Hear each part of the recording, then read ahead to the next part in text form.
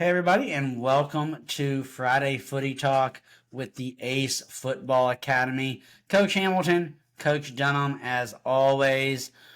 We have a fun conversation tonight, but Coach, I want to go a little different direction with our intro this evening. We got an email on our, which I'm going to give you, our ACE email that said our podcast over the past week received over 257 downloads, which is probably a record for us. We've had some big weeks sometimes, but also we saw after releasing the parent, I forget exactly what we called it. The parent chance. Parent chance. Yeah. We got more hits, more comments, more feedback on that on Facebook than we probably ever have.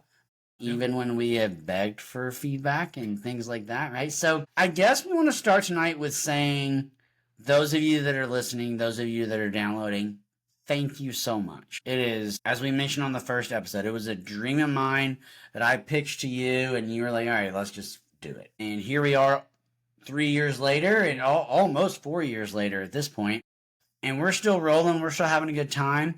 But I guess my next question is, not only, for those of you that don't have your own podcast, we can break it down to where people are listening to us. And I can't tell what that number is. 88% of our downloads are from the United States, right? Which is awesome. But the third biggest city that we have that downloads us is Indianapolis, Indiana. I can't think of a single person I know that lives in Indianapolis. I don't know anyone that lives in Indiana. Yeah. Our sixth biggest download, I'm going to say state, but I know that's not the right word, is Limburg? Limburg? Limburg? I don't know. I'm assuming that's going to be Germany somewhere. I don't know. I'm not sure. Yeah, I don't know. And then we get Berea, we get Louisville, but then we get LA, we get Germany, we get Washington, Virginia. So we are seeing all of these cities pop up. And I guess ultimately what this opening is about is, if you're listening to us outside of, we're going to say outside of Kentucky, but I even would be interested in outside of Richmond, Kentucky, because that's where you and I are located. Tell us how you found us. Tell us what has drawn you to us. Tell us what you want to hear. We want to continue to build our numbers. We feel like we're in a good groove right now. Moving to the Friday Footy Talk, I think, has been a big positive for us. But we want to know what you want to hear, what you have heard that you liked, and how we can continue to make you download and listen to us. So lots of ways to reach us. Of course, we are on Facebook at ACE, that is A.C.E Football, and that is spelled the correct way, F-U-T-B-O-L Academy. So find us on Facebook. You can also find us on the X or the Twitter, depending on how old you are, at ACE, A-C-E _football. So we also have an email, ace.football.academy at gmail.com. So again, lots of ways to reach out to us, and we would just really, really appreciate the continued feedback. What do you guys want to hear? What do you guys want us to talk about? Yeah, I think they love listening to things we make fun of or things that we argue over, which is always fun.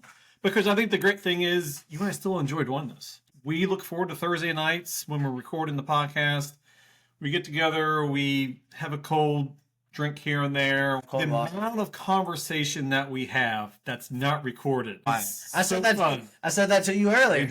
We're always just kick right off. And anyway, we love what we're doing.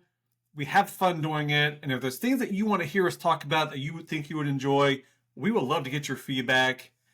And maybe have you as a guest down the road if that's a possibility. But again, we want to curtail this conversation to our audience. So please, if you've got an idea, hit us up. To Dunham's point, and we're going to dive into this week's episode right now, but to Dunham's point, what he just said about being a guest, if you are on X or on Twitter, the pinned tweet for us is a document that you can fill out, tell us that, hey, I want to be a guest, and hey, here's what I want to talk about. So that is on Twitter if anyone's interested. And let's dive into tonight's podcast, Coach. So we have done a lot of episodes in the past about building a training routine or schedule and building, how to build it and what do you focus on and all those types of things. So I think one of the things that we have left out in all those conversations have been very serious. We were looking to help coaches build a solid training session. We were looking to help players understand why they're doing what they're doing during trainings. But one of the things we have left out, Coach, is you have to keep training fun.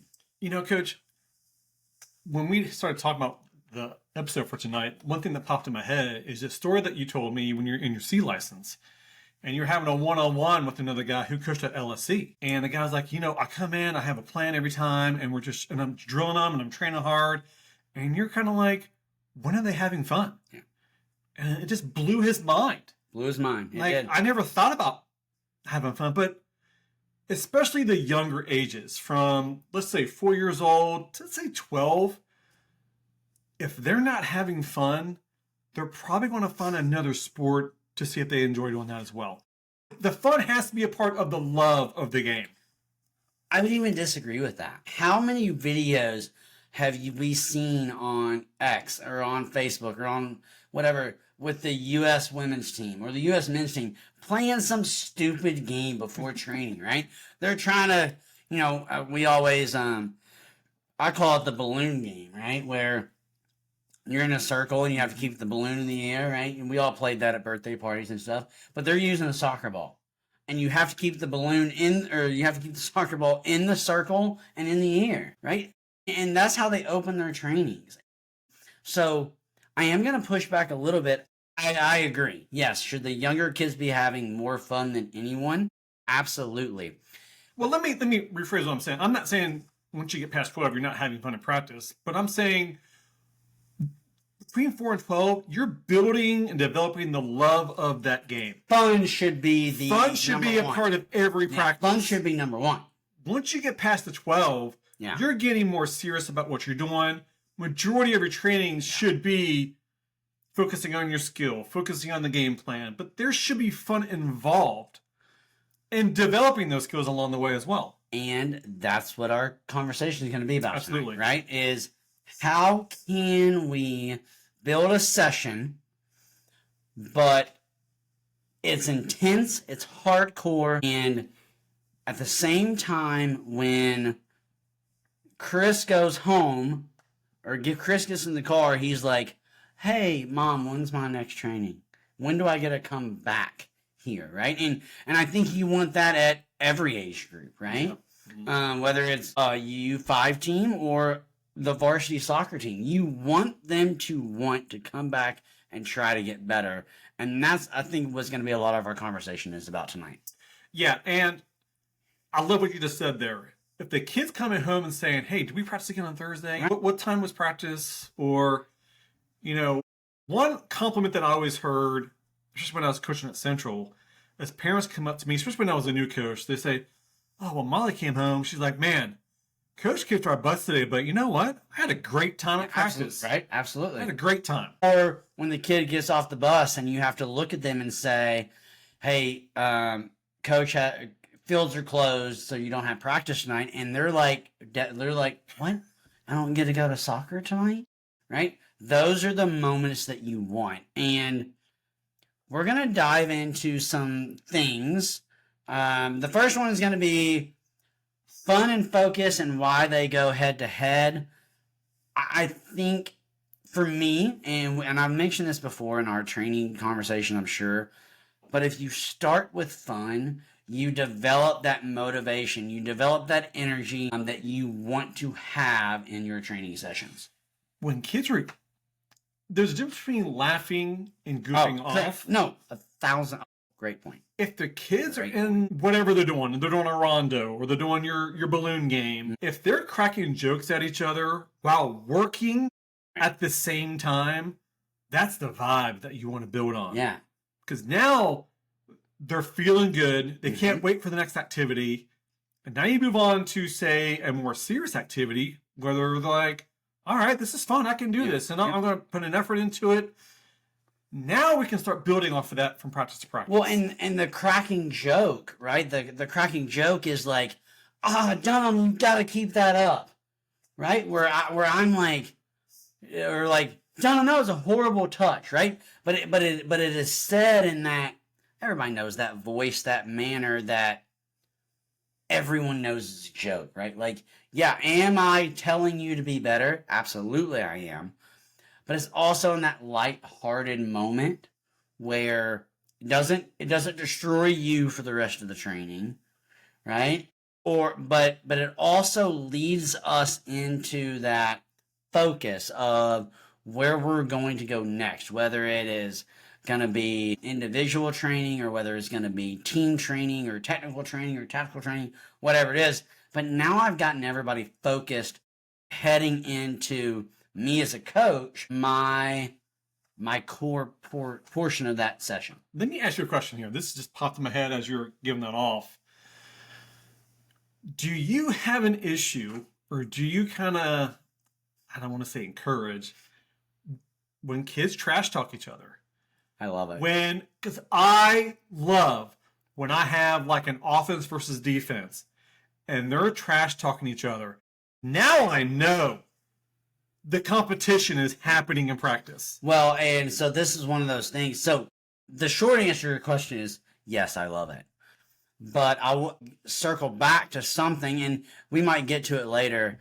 But what is the one thing that makes the training most fun for players? It's when the coach steps in, right? It's when the coach becomes a player. Yeah.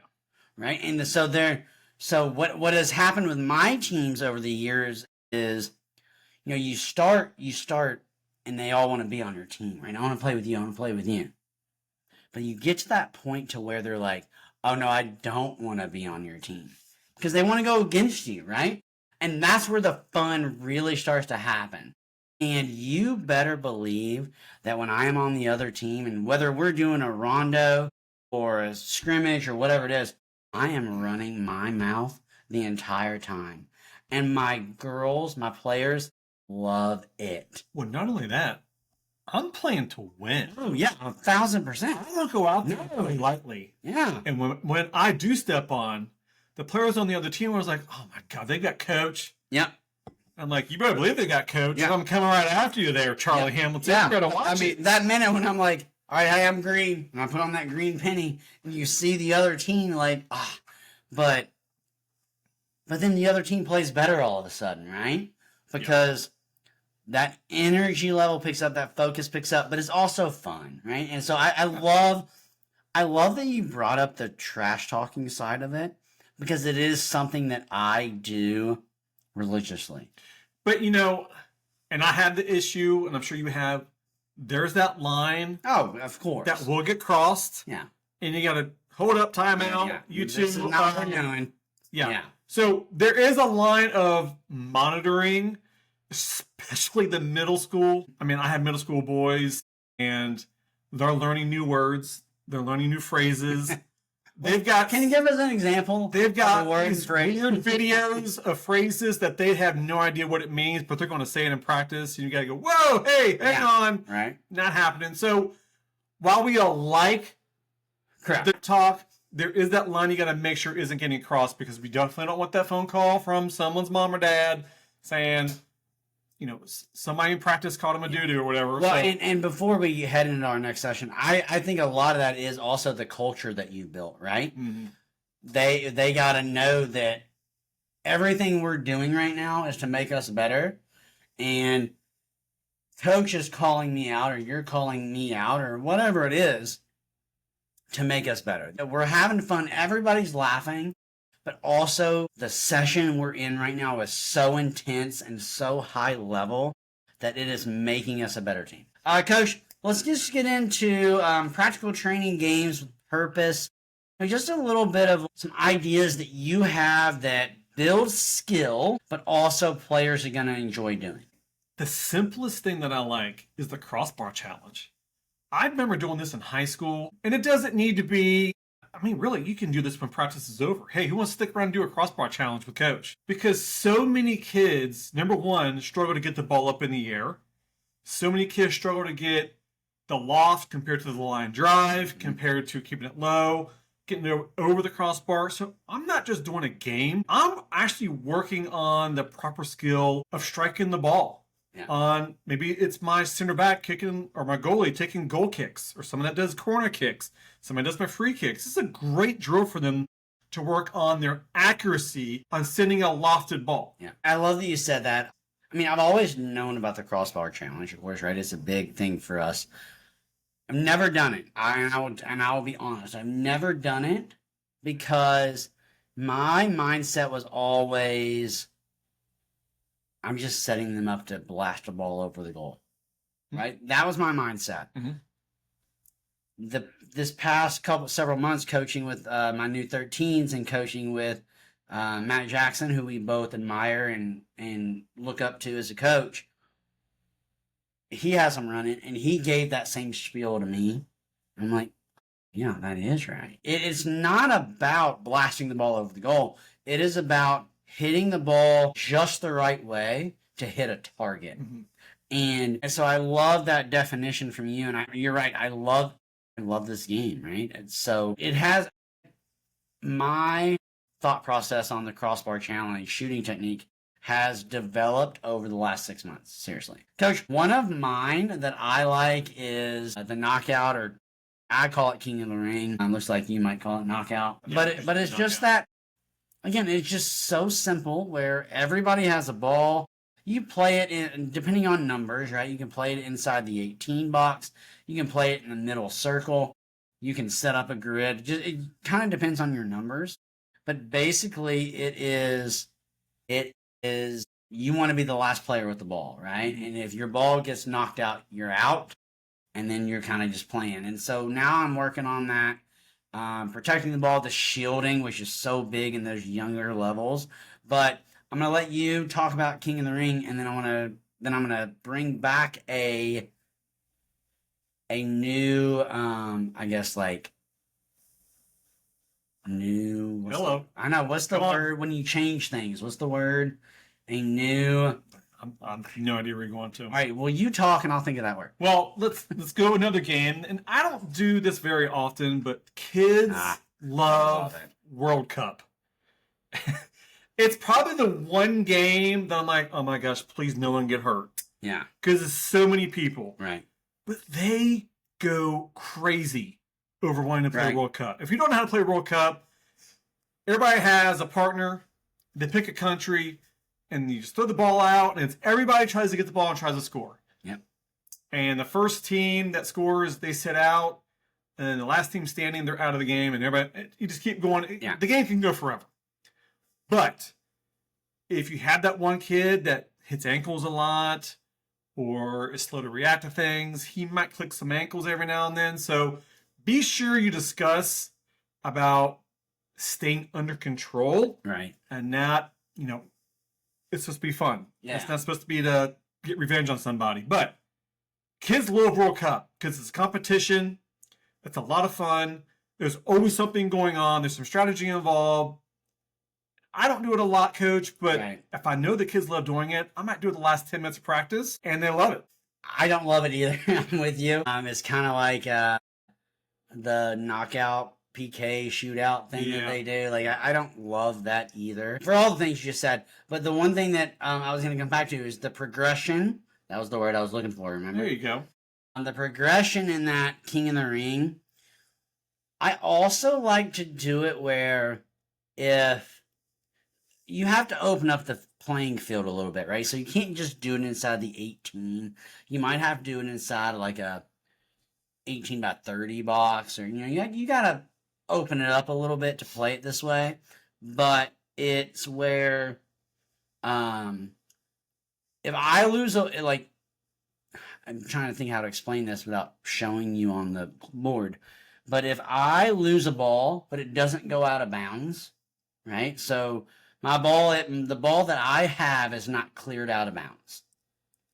my team is not out. I can now become, if you still have the ball, I can now become an option for you to pass to.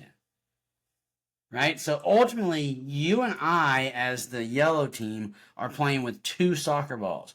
And we're not out until both of our balls are out. And so if my ball gets kicked out, I can then find you and become a passing teammate with you, right? And now you and I can share the ball in that space where we still have 1 ball, right? And so that is just a progression that I like, where, because we all know we have players that when you play this type of game, they're going to be out immediately, right? Because they just don't have the ball control.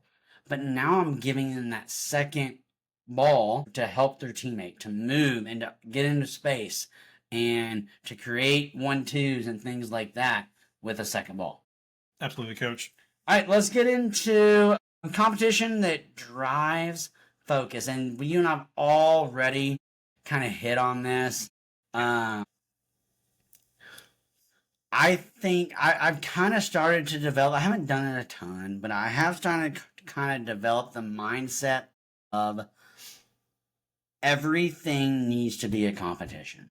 Everything we do needs to have a winner and a loser. Well, you really need to start developing that at the younger ages. Yeah, 8, correct. 9, and Yes, 10, where absolutely. they understand I'm not going to win everything or whatever it may be. I always do, I don't always do, but relay races. I even did relay races when I was coaching the high school team. Me too.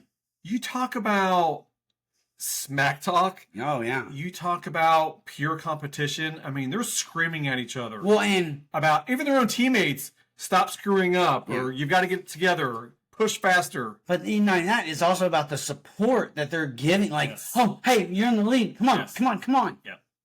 Yeah. A lot of positive in relay races. You can do other challenges. There's a passing challenge where you've got teams. The balloon game is a great challenge game.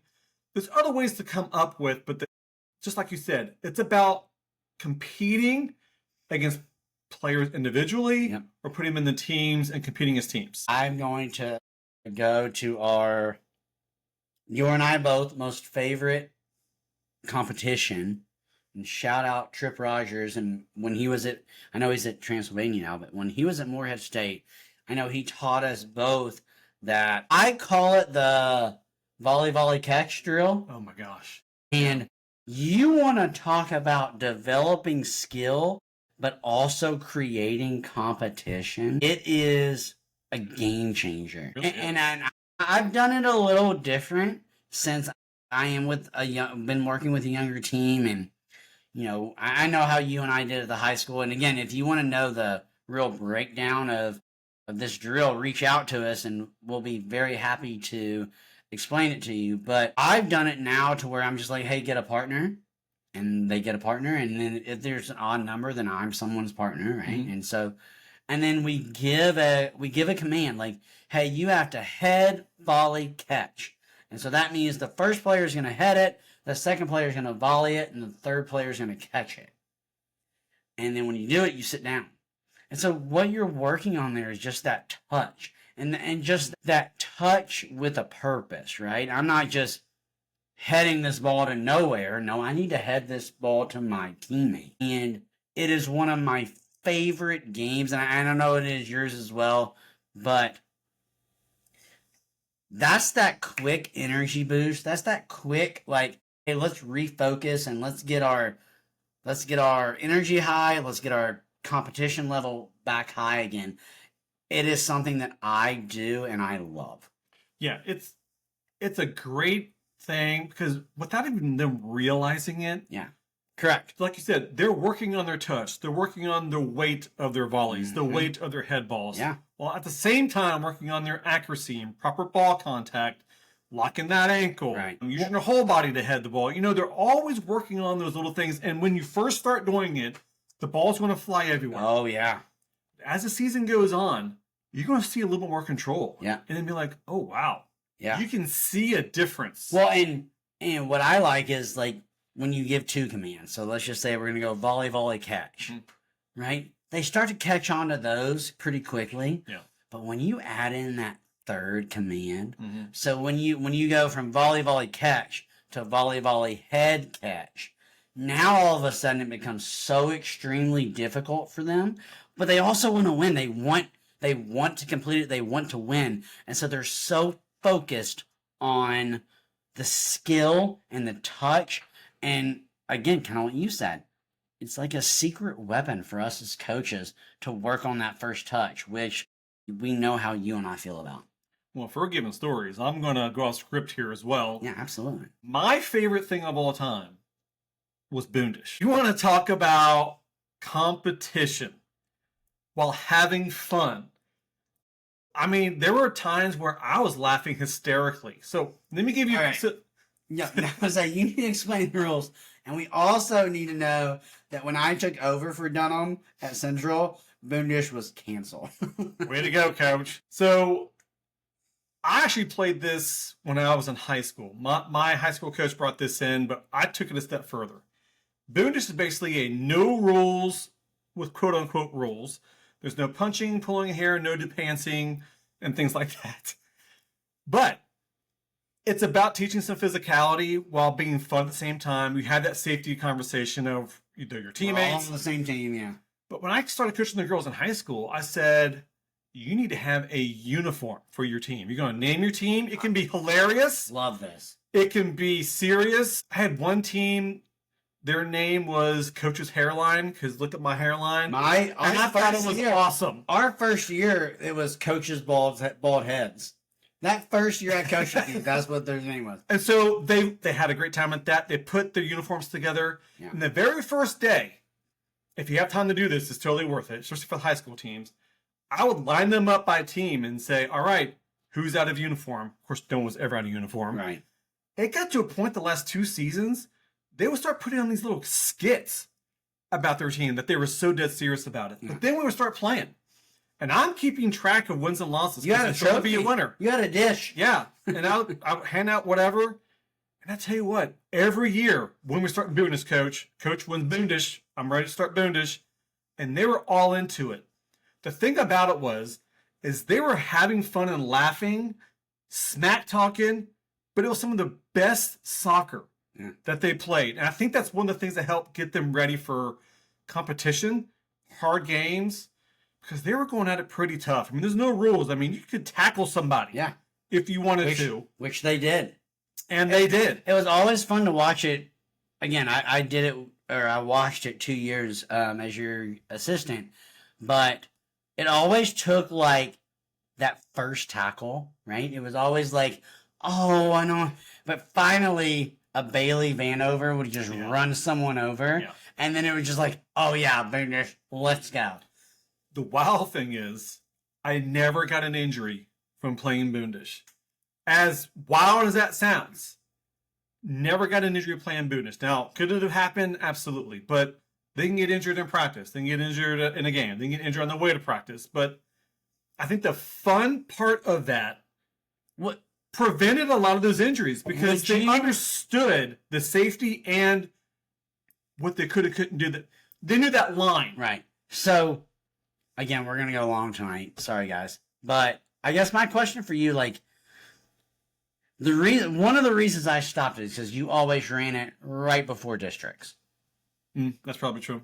And so, would you, if you had to do it all over again, would you do it the same way, or would you run it to, like, after that first week of tryouts? We're going to get into camp, and we're going to play Boondish, and we're going to create some of that team bonding. We're going to create some of that competitiveness and that physicalness that is going to carry us through the season. Well, remember, I replaced it with Competition Fridays. Yeah. And correct. So we did those instead of Boondish, where it was basically the same thing. Right. Except now I had different consequences of winning and losing. And so then I would save the actual Boondish for one day at the end of the season. Yeah. So, and I see where you're coming from. Right. But that Competition Friday, I think, was more beneficial.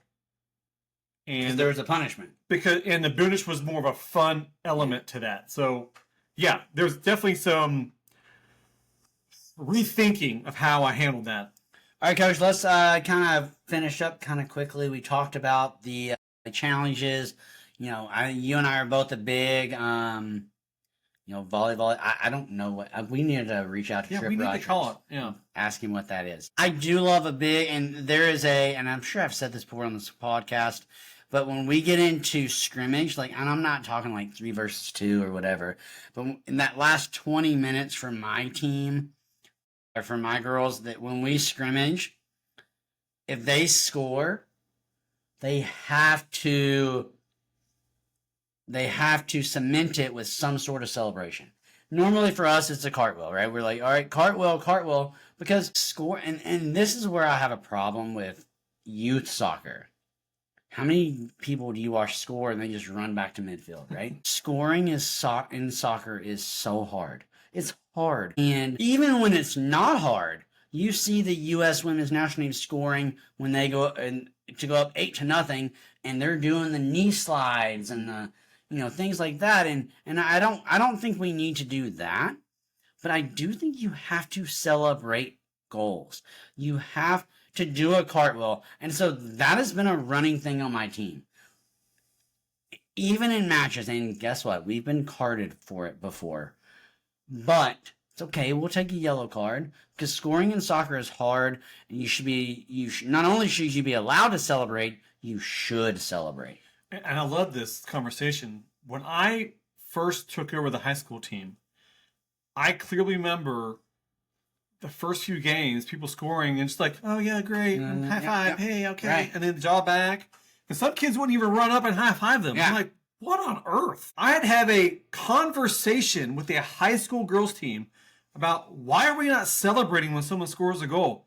Oh, I don't know, because we were just always told to just be humble about it. I'm like, no, forget that. When we score, I better see an explosion of celebration, woohoos, high fives, sprinting up, surrounding that player that scored. I have even run trainings where we've spent the last 30 minutes, and I put them in groups of 3, and I'm like, come up with your best 10-second celebration. And then I show them, like, I mean, coach, I don't know what it was like for you, but we would score in high school, and we'd like take a knee, and the goal scorer would put his knee, and we would polish the boot, or he'd stand up high, and we'd brush off his shoulders. Like, we did things that deserved cards, and we never got carded. People don't celebrate anymore. When I played high school, we would always run to our fans. Yeah. To the student section, and it would go crazy. Yeah. A couple of our players ran to the opposing team's student section, usually against a rival, and you want to see things get riled up. But okay, one of the best, and I don't. Should I say her name? I shouldn't say her name. No. But my first year taking over for you at the varsity level, we won districts because a freshman hit a PK. We ended up winning 1-0. Yeah. And after the PK, we had a senior run over to the opposing student section. And she didn't do anything wrong, but she just kind of clapped. And I remember messaging her the next day and saying, hey, have you seen the video of last night's game? And I remember her mom messaging me, was like, is Sally in trouble? Because she's very nervous right now. And I was just like, no. I was just going to tell her how much I loved it. Yeah. Like, you have to create those kinds of moments to make it special. Well, that's the intensity of those rivalries. Yes. And we watch pros, we watch college sports, and we see similar interactions of, hey, a player or a coach in, an interview was talking crap about this person. Well, that person just scored, and they went over and just smeared it in your face. Well, absolutely. You just earned that. And sometimes you've got to stand up for yourself in those celebrations. Yeah. It's meant to be a celebration for a reason. It's for you deserving that goal, because like you said, scoring is hard to do. It's hard.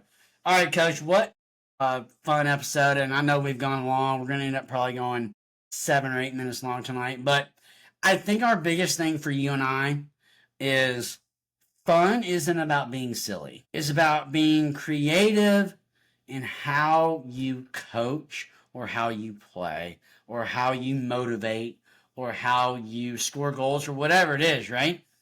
But if no one's having fun, it's going to be real hard to be successful on the soccer pitch. It's also that bond that you have with your teammates. I mean, as a coach, I love watching that, but as a player, I love those moments. Those are the moments I remember. Yeah. Is having those competitive, fun atmospheres where I'm building that chemistry and those bonds with either my teammates, whatever it may be. That's memories that you're going to remember. And just like I go back to your days, and you were very, very successful. You know, you got to a region final in a region where Madison Central is not supposed to get to a region final, right? So you had a lot of success there, and I won't guarantee it, but I bet if you pulled some of those girls from that 2015 team, 2015 team, a lot of them would bring up Boondish. A lot of them would bring up your, whatever it is that you did. I'm sure all of them would say, oh yeah, we almost won the region or whatever it was. But I bet you a lot of them would mention those things like Boondish and how much fun training was and how much fun you all had that season. That is a great idea. Messaging former players and saying, hey, all right, you're 10 years out of high school now. Yeah. You're a grown woman. Yeah. Looking back, what are your memories? What are your fond memories? What do you remember? And I guarantee you they're not going to talk about the banquet. They're not going to talk about senior night.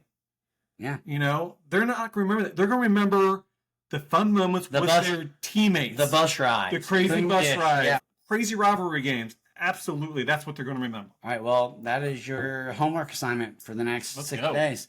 All right. Again, sorry we went a little long tonight, but this has been a lot of fun. Again, if you are listening to us from really even outside Richmond, Kentucky, please just let us know why you listen. Let us know what you want us to hear us talk about. We are thrilled with the support. We thank everyone who has been listening. This has been Friday Footy Talk. We are the ACE Football Academy. Coach Dunham, Coach Hamilton, go kick some ace.